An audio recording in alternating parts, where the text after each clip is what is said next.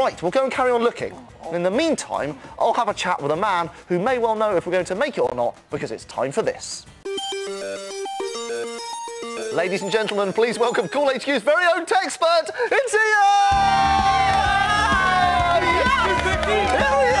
Here he is, Ian. Lovely to have you back as always.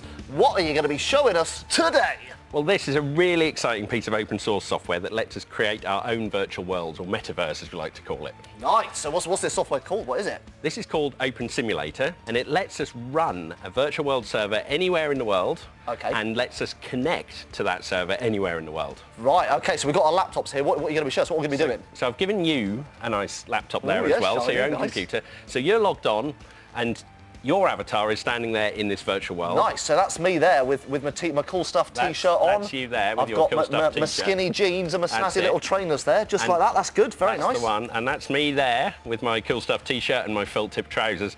And as you can see, we're stood on something that looks a bit like the CoolStuff set. Well, it looks a lot like the CoolStuff set. Did you make that yourself, Ian? I did. I made that myself. These environments let us build things together whilst we're in the world. So now, if you click on the floor just in front of you, it's going to create a cube. Oh, I can see that there. Yeah, that's very nice. Okay, but that cube is something that I can now pick up, and I can do something to it, like make it a bit bigger. Oh, yeah. Okay, and I can do things like change the texture of it and change the colour of it. Let's make that a nice red cube.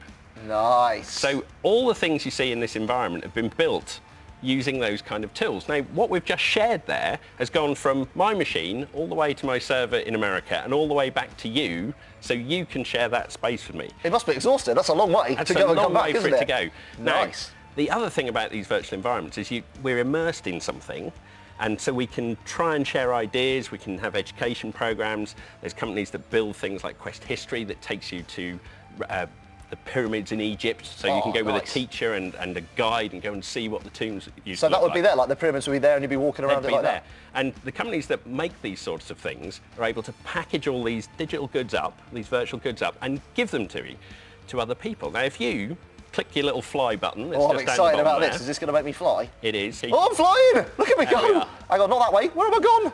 Right. So oh, wow. Look, now, the weird thing is that we are not actually the same size as you would think we would be. We're in this giant room. Wow, that's amazing. This is so cool. So this is the future now. Obviously, this is happening now, but what is the future of the future? Where are we going to go with this? Well, the really exciting thing about this, apart from being in these environments and building together, is that we're sharing digital content with one another. And that is the sort of stuff that we can take out of this environment and put in a 3D printer.